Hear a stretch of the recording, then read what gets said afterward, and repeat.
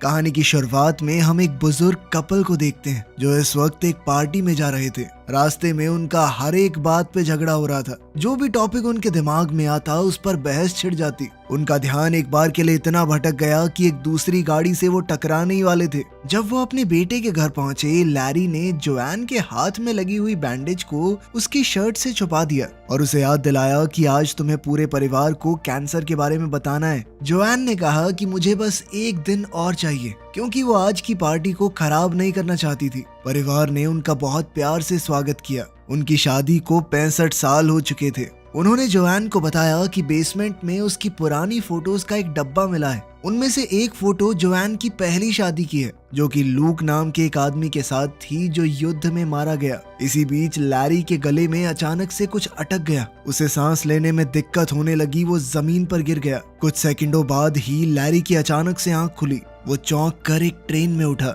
जब train station पर रुकी तो लैरी ने देखा कि बहुत सारे लोग हॉस्पिटल के कपड़े पहने हुए हैं। वो उनके पीछे चला और जल्दी ही जंक्शन में पहुंच गया। वहाँ लोग अजीबोगरीब बातें बोल रहे थे जो उसे समझ नहीं आ रही थी। लैरी ने रिसेप्शन पर खड़ी लड़की से कहा कि मुझे यहाँ पर किडनैप करके लाया गया है, लेकिन रिसेप्शनिस्ट ने कहा कि ऐसा कुछ नहीं हुआ है, आप यहाँ बैठकर अपने एसी का वेट कीजिए। कुछ घंटे बाद भीड़ कम हो गई और लैरी कुर्सियों पर ही सो गया था। तब एना आई और लैरी का नाम पुकारा। उसने बताया कि मैं तुम्हारी एसी हूँ, मतलब आफ्टर लाइफ कोऑर्डिनेटर। इसका मतलब साफ था कि लैरी मर चुका है और अब एना का काम है उसे सही जगह पर पहुंचाना। लैरी अभी भी इस बात को समझ नहीं पा रहा था कि वो मर चुका है। तभी एना ने लैरी को शीशा दिखाया। लैरी ये देखकर हैरान हो गया कि वो फिर से जवान हो गया है। एना ने बताया कि जब लोग जंक्शन पहुंचते हैं तो उनका शरीर वो वाला रूप ले लेता है जब वो अपनी जिंदगी में सबसे ज्यादा खुश थे। जब एना उसे बिल्डिंग दिखा रही थी तो लैरी बार बार बोलने लगा कि मुझे अपनी पत्नी के पास जाना है।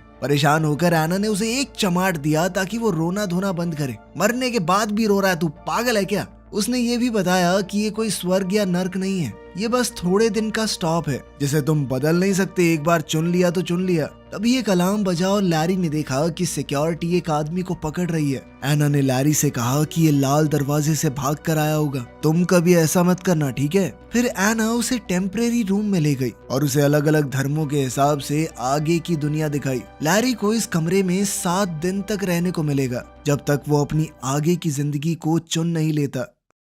अलमारी में उसके मनपसंद कपड़े रखे हुए थे। कपड़े बदलने के बाद लैरी ने टीवी चलाया, लेकिन सारे टीवी चैनल्स पर यह दिख रहा था कि आप अपनी नई जिंदगी यहाँ शुरू करें, नहीं यहाँ शुरू करें। फिर वो जंक्शन घूमने गया। बहुत सारे स्टॉल देखे जो आगे की जिंदगी का सपना बेच रहे थे। आखिर में भूला भटका वो एक बार में पहुंचा। जैसे ही वो बैठा तो एक सुंदर औरत उसके पास आकर बैठ गई और फ्लर्ट करने लगी। वो दिखा रही थी कि तुम्हारी आगे की जिंदगी दिलचस्प भी हो सकती है। जिस पर लैरी ने कहा कि सॉरी दीदी, मैं शादीशुदा हूँ। बारटेंडर लूक ने लड़की को रोकते हुए कहा कि बार के अंदर एडवर्टाइजमेंट करना अलाउड नहीं है। जिसके बाद वो औरत चुपचाप चली गई। लैरी ने लूक से पूछा कि क्या तुम एक एंजल हो? पर लूक ने कहा कि वो भी उसकी तरह एक आत्मा है जो जंक्शन पर अभी नौकरी कर रही है। लैरी अभी भी थोड़ा कंफ्यूज था तो लूक ने उसे रूल बताए। एक बार अगर तुमने आगे की जिंदगी चुन ली तो उसे बदल नहीं सकते। दूसरी किसी जिंदगी में जाना भी अलाउड नहीं है। अगर कोई भी रूल तोड़ा, ज्यादा दिन यहाँ रुक गए या फिर अपनी जिंदगी बदलने की कोशिश की तो तुम्हें वॉइड में डाल दिया जाएगा। वॉइड एक ऐसी जगह है जहाँ पर सिर्फ अंधेरा होता है, हमेशा के लिए। उनके बीच अच्छी बातचीत हो गई तो लैरी ने लूक को बताया कि यार मेरी पत्नी को कैंसर है, मैंने वादा किया था कि उसका ख्याल रखूंगा। अब बुरा लग रहा है कि उससे पहले ही यहाँ पर आ गया। खैर 1-2 गटकाने के बाद लैरी अपने कमरे में जाकर सो गया। अगली सुबह एना ने बेड पर चढ़कर लैरी को उठाया। बेचारा लैरी चौंक कर उठा। खैर फिर वो एना से पूछने लगा कि लोग यहाँ पर नौकरी क्यों कर रहे हैं। एना ने कहा कि कुछ लोग ये मान ही नहीं पाते कि वो मर चुके हैं। कुछ अपने परिवार या जिनसे भी वो प्यार करते हैं उनका वेट कर रहे हैं कि वो भी एक बार मरने के बाद यहाँ आ जाएं तो फिर चले जाएंगे एक जगह पर। और सबसे ज्यादा बुरा तो उनके साथ हो रहा है जो चुन ही नहीं पाते। लैरी ने पूछा कि मेरी पत्नी का क्या हाल है? जोआन, वो भी जल्दी मरती होगी है ना? लेकिन एना ने कहा कि ये इन्फॉर्मेशन अभी नहीं मिल सकती। लैरी ने फैसला किया कि वो जोआन का इंतजार करेगा। एना ने कहा कि देखो 7 दिन का स्टे तो फ्री है, उसके बाद तुम्हें भी काम करना पड़ेगा अगर रुकना है यहाँ पे, और साथ ही बेसमेंट में शिफ्ट होना पड़ेगा। कुछ दिन निकल गए लेकिन जोआन का कोई अता पता नहीं चला। एना ने कहा कि तुम श्योर हो इसमें कई महीने भी लग सकते हैं, ऐसा भी तो हो सकता है उसका कैंसर ठीक हो गया हो। इसके बाद लैरी ने फैसला किया कि वो एक प्यारा सा घर बसाएगा जोआन की याद में, ताकि जब भी वो आए तो सब कुछ एकदम तैयार हो। उस रात लैरी ने अपनी पत्नी के लिए एक चिट्ठी लिखी। उसी वक्त कैंसर से जोआन मर गई और वो भी ट्रेन में उठी। अगली सुबह एना लैरी को उसकी नई जिंदगी की तरफ ले जा रही थी। लैरी ने एना को चिट्ठी देकर कहा कि जोआन को दे देना, लेकिन एना ने कहा कि ये रूल्स के खिलाफ है, अगर हो पाया तो कर दूंगी, पक्का नहीं कह सकती। लैरी अब स्टेशन की तरफ गया जबकि जोआन ट्रेन से उतर रही थी। एस्केलेटर पर लैरी ने अपनी पत्नी को देखा, लेकिन जोआन ने उस पर ध्यान नहीं दिया। बेचैन होकर बेचारा लैरी भी वापस हो लिया। वहाँ जोआन शीशे में अपना जवान चेहरा देख रही थी। दोनों मिले और प्यार से गले लगे। जोआन पहले ही समझ गई थी कि वो मर चुकी है। उसने लैरी को डांटना शुरू कर दिया कि इस तरह से कौन मरता है, बेवकूफ हो गया, ध्यान से नहीं खा सकते। तभी वहाँ रायन आया जो कि जोआन का आफ्टर लाइफ कोऑर्डिनेटर है। वो जोआन को लैरी से अलग करके उसके पहले पति लूक के पास ले गया, जो बेचारा 67 साल से उसका इंतजार कर रहा था। जोआन लूक को देखकर बहुत इमोशनल हो गई। तभी लैरी बीच में कूद पड़ा।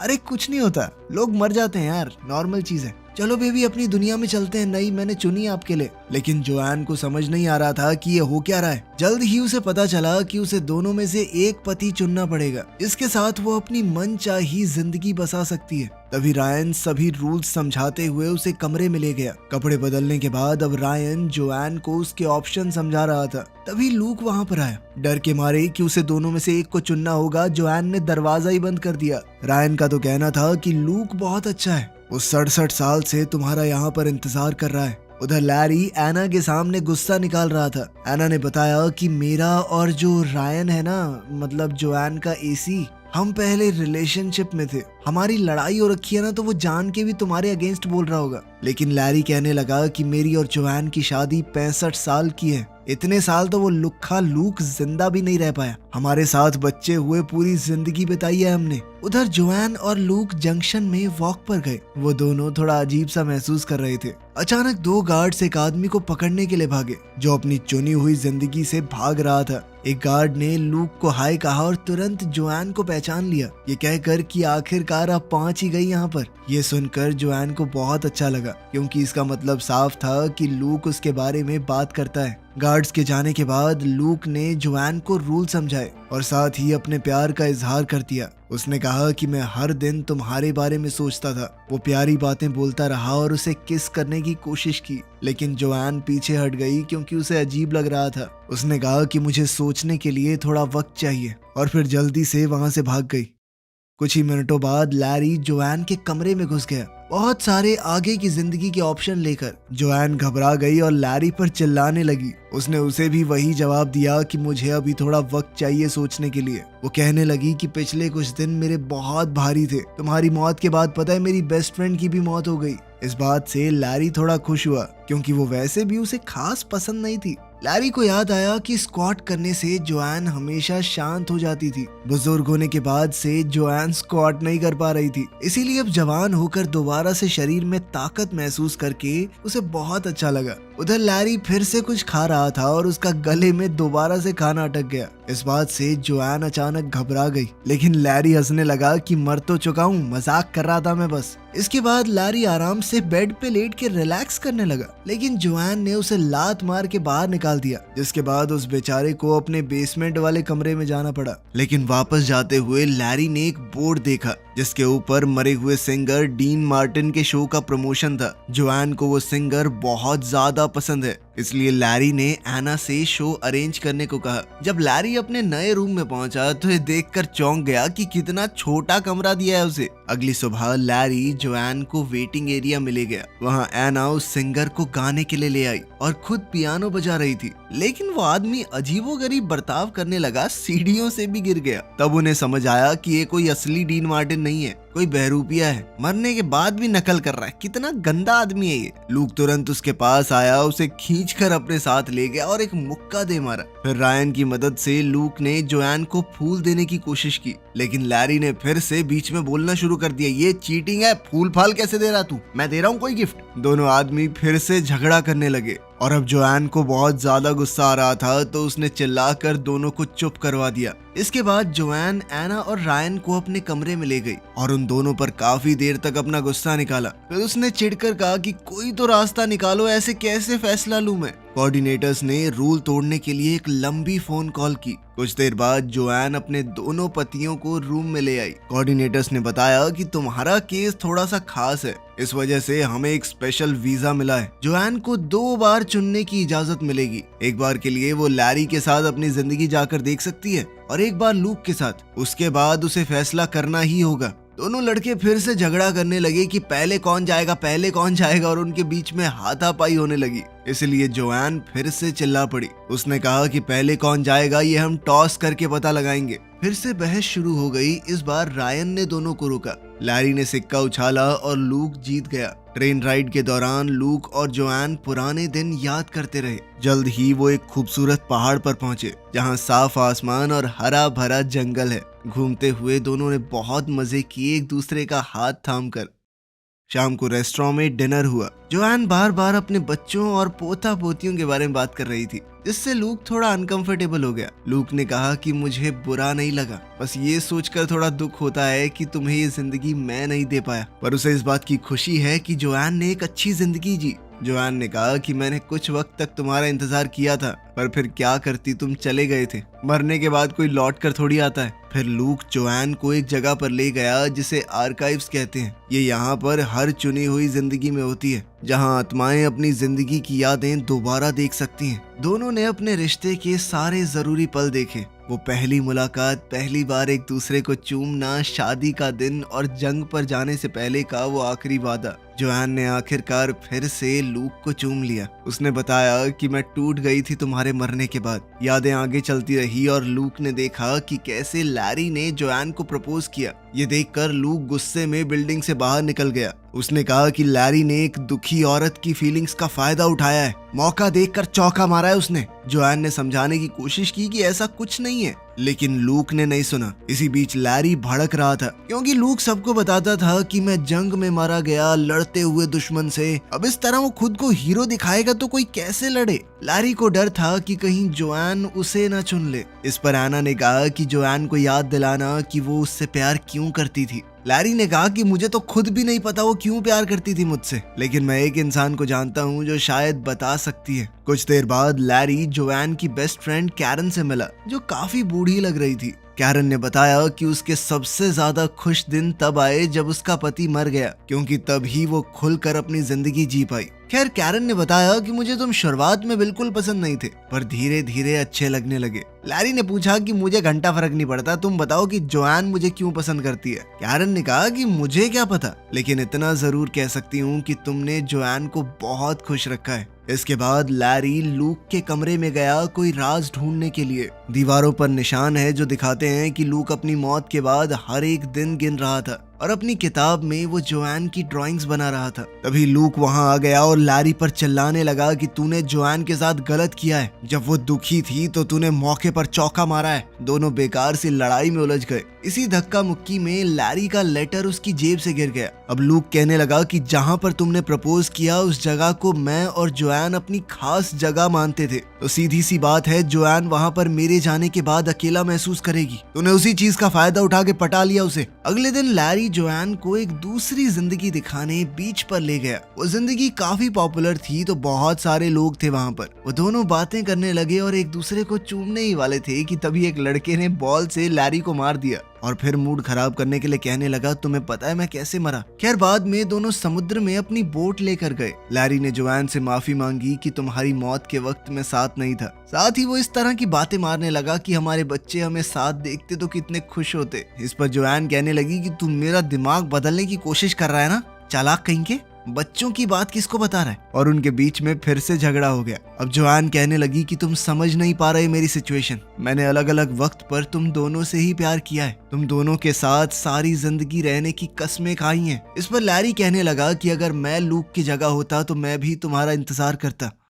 वापस आकर जोआन ने लैरी के साथ अपनी बीती यादें देखना चाहा, पर लैरी ने मना कर दिया। उसका कहना था कि यादों में इंसान खुद को खो सकता है। वो जोआन को इससे बचाना चाहता था। जोआन को लगा कि लैरी डर रहा है कि पता नहीं क्या निकल आएगा। खैर दोनों किनारे पर बैठकर अपनी पहली डेट की बात करने लगे। लैरी ने कहा कि मैं बस तुम्हें हमेशा एक बेहतर जिंदगी देना चाहता था। उधर जंक्शन में लूक को लैरी का वो लेटर मिल गया। उधर जोआन और लैरी अपनी डेट से वापस आए, एक दूसरे को चूमा तो लैरी ने कहा कि मुझे फर्क नहीं पड़ता हम कहाँ पर जाते हैं, बस साथ होने चाहिए। तभी लूक ने लैरी का वो लेटर जोआन को दे दिया। ये पढ़कर जोआन को पता चला कि लैरी तो लगभग चला गया था, बस उसने जाते वक्त उसे देख लिया तो रुक गया। फिर उनके बीच एक और झगड़ा शुरू हो गया। जोआन ने लैरी को सेल्फिश कहकर पुकारा। इस पर लैरी ने कहा तो मैं भी तो तेरी सेकंड चॉइस था, और ये लुक्खा लूक, इसने भी बहुत सारी आत्माओं के साथ गुलू गुलू किए। इस पर लूक गुस्से में चिल्लाया कि 67 सालों में 2-4 आत्माओं के साथ गुलू गुलू कर ली तो क्या हुआ? इंतजार तो मैं जोआन का ही कर रहा था ना, आखिर आत्मा की भी कोई नीड्स होती हैं। अब दोनों कहने लगे कि एक बार चुन लो, बस हमें नहीं पता। लेकिन अभी जोआन को और वक्त चाहिए था, इसलिए कोऑर्डिनेटर्स दोनों आत्माओं को वहां से ले गए। कैरन थोड़ी देर बाद जोआन के पास एक ड्रिंक लेकर आई और तब जोआन फूट फूट कर रोने लगी। कैरन ने उसे संभाला और उसका ध्यान भटकाने के लिए अलग अलग फन बूथ्स पर लेकर गई। जोआन शराब पीते हुए अपनी हालत बताती रही। तब कैरन ने उसे याद दिलाया कि तुम मर चुकी हो। याद है शादी के बाद क्या बोलते हैं कि मैं तुम्हारा साथ दूंगी जब तक मौत हमें जुदा न कर दे। मौत ने जुदा कर तो दिया, इतना क्या सोच रही है? अपने हिसाब से जी अपनी जिंदगी को। उधर बार में लैरी और लूक भी काफी ज्यादा पी रहे थे। 4-4 पैग लगाने के बाद उन दोनों के बीच में भी बॉन्ड बनने लगा। वो एक दूसरे की तारीफ करते हुए कहने लगी कि वो लड़की हमारे लायक नहीं है भाई, हम दोनों बहुत बढ़िया इंसान है यार। अगली सुबह जोआन हैंगओवर में पड़ी थी, लेकिन उसने फैसला बना लिया था। उसने अपने दोनों पतियों को बुलाया और कहा कि मैं बहुत खुशकिस्मत हूँ कि तुम दोनों के साथ जिंदगी बिता पाई, लेकिन अब मैं एक को चुनकर दूसरे के लिए बुरी नहीं बन सकती। मुझे हमेशा गिल्ट महसूस होता रहेगा, इसीलिए मैं तुम दोनों को ही नहीं चुनूंगी। मैं अपनी बढ़िया जिंदगी जी रही हूँ, तुम अपनी जियो। बाद में जोआन तैयार हुई और फैसला किया कि वो कैरन के साथ अपनी आगे की जिंदगी बिताएगी। दोनों दोस्त मजे करेंगे। उधर लैरी ने लूक को बताया कि तुम सही थे, मैंने उस जगह पर इसलिए प्रपोज किया था क्योंकि मैं तुम्हारी यादें जोआन के दिमाग से निकाल देना चाहता था। मर भी शायद इसलिए गया क्योंकि तुम्हारी शादी की पिक्चर देख ली थी। इस पर लूक ने भी जवाब दिया कि तूने जोआन के साथ जो जिंदगी जी है उससे मुझे भी बहुत जलन होती है। फिर लैरी को याद आया कि उन सब का शरीर वैसा दिखता है जैसे वो अपनी जिंदगी के सबसे खूबसूरत पलों में दिखते थे। लूक बिल्कुल वैसा दिखता है जब जोआन उससे शादी करने को मान गई थी। लैरी वैसा दिखता है जब जोआन उसके दूसरे बच्चे के साथ प्रेग्नेंट थी। ये सोचकर लैरी को अचानक से कुछ समझ आया। वो भागकर जोआन के पास गया। स्टेशन पर लैरी ने जोआन को ट्रेन में ढूंढ लिया और उससे कहा कि एक आखिरी बार बात करने के लिए नीचे आ जाओ। उसने कहा कि तुम्हारे बाल लंबे हैं, हमारी शादी के दौरान तुम्हारे बाल छोटे थे। इसका मतलब ये है कि तुम लूक के साथ जब थी तो वो तुम्हारी जिंदगी के सबसे खूबसूरत पल थे। तुम उसे चुनो ना, हमेशा खुश रहो। पहले तो जोआन ने मना किया, लेकिन लैरी ने कहा कि यही सही है। दोनों रोते हुए एक दूसरे से आखिरी बार गले लगे। कुछ समय बाद लूक और जोआन अपनी आगे की जिंदगी के लिए ट्रेन में जा रहे थे। लैरी जंक्शन में घूम रहा था क्योंकि वो नहीं जानता उसे कहाँ जाना है। तब उसने देखा कि एना और रायन वापस साथ आ गए और उसे उनके लिए खुशी हुई। उधर लूक और जोआन ने अपनी नई जिंदगी शुरू की। वो एक दूसरे के साथ खुशी खुशी रहने लगे। लेकिन समय के साथ जोआन को डाउट होने लगा। वो अपनी पिछली यादें देखने गई और लैरी से पहली मुलाकात वाली मेमोरी देखी। अगले कुछ दिनों तक लूक जोआन को अलग अलग एक्टिविटीज पर ले गया, लेकिन जोआन को कुछ भी अच्छा नहीं लग रहा था। हर रात वो आर्काइव्स में जाकर लैरी के साथ अपनी जिंदगी को देखती। क्लर्क ने कहा कि इतना ज्यादा यादों में रहना सही नहीं होता, आगे बढ़ना जरूरी है। एक रात लूक ने कहा कि कितनी परफेक्ट जिंदगी है ये, लेकिन जोआन के पास कोई जवाब नहीं था। अगली सुबह लूक फिर से किसी हाइक पर जाना चाहता था, लेकिन अब जोआन टूट गई। उसने कहा कि उसने लूक को चुनकर गलती की। इस पर लूक गुस्सा हो गया और चिल्लाने लगा। जोआन ने समझाया कि मैं तुम्हारे साथ सबसे ज्यादा खुश थी क्योंकि वो जवानी का प्यार था, ना घर के किराए की टेंशन, ना नौकरी की, ना बच्चों की। लेकिन प्यार सिर्फ अच्छे पल नहीं होते, उसमें अच्छी बुरी यादें सब होती हैं। उसने कहा कि तुम 67 साल पुरानी जोआन से प्यार करते हो, लेकिन मैं अब बदल चुकी हूँ। जोआन ने फैसला किया कि वो वापस जाने की कोशिश करेगी, चाहे पकड़ी ही क्यों ना जाए। वो रोते हुए बोली कि मैं तुमसे प्यार करती थी, लेकिन अब लैरी से करती हूँ। कुछ घंटे बाद जोआन भागने का प्लान बनाते हुए चाकू से दरवाजा खोलने की प्रैक्टिस कर रही थी।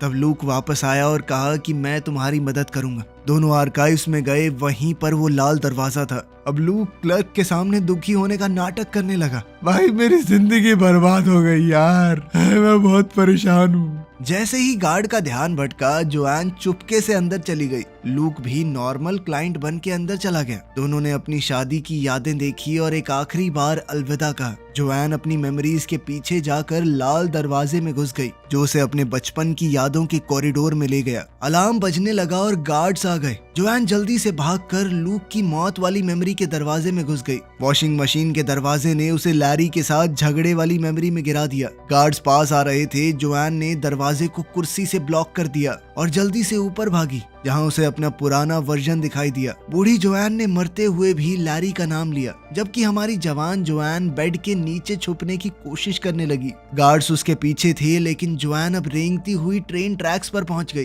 टनल से होते हुए वो जंक्शन में वापस पहुंच गई। रिसेप्शन पर वो लैरी के बारे में पूछ रही थी, लेकिन उसी वक्त उसका वांटेड नोटिस आ गया, जिसके बाद उसे दोबारा से भागना पड़ा। बूथ एरिया में वो रायन और एना से टकरा गई। उन्होंने उसे छुपा दिया और गार्ड्स को गलत डायरेक्शन बता दी। जोआन ने पूछा कि लैरी की आगे की जिंदगी कहाँ है, और कोऑर्डिनेटर्स ने जो जवाब दिया उससे वो हैरान रह गई। लैरी को तो जोआन के बिना कोई जिंदगी चाहिए ही नहीं थी। अब वो भागकर जल्दी से लैरी के पास पहुंची, जो बारटेंडर का काम कर रहा था। दोनों ने एक एक पैग लगाया, जिसके बाद जोआन ने लैरी से कहा कि तुम मेरे साथ चलो, लेकिन मैं पहले ही बता दूं कि मैं रूल तोड़कर यहाँ पर आई हूँ, मेरे साथ फंस सकते हो। लेकिन लैरी ने बिना सोचे समझे हाँ कह दिया। कुछ पलों बाद उन दोनों ने एक ऐसी जिंदगी चुनी जो बिल्कुल उनके शादी वाले घर जैसी है, जिस मोहल्ले में उन्होंने अपनी पूरी जिंदगी बिताई थी। वीडियो पसंद आई तो लाइक कर देना, चैनल को सब्सक्राइब कर लेना। मिलते हैं अगली वीडियो में।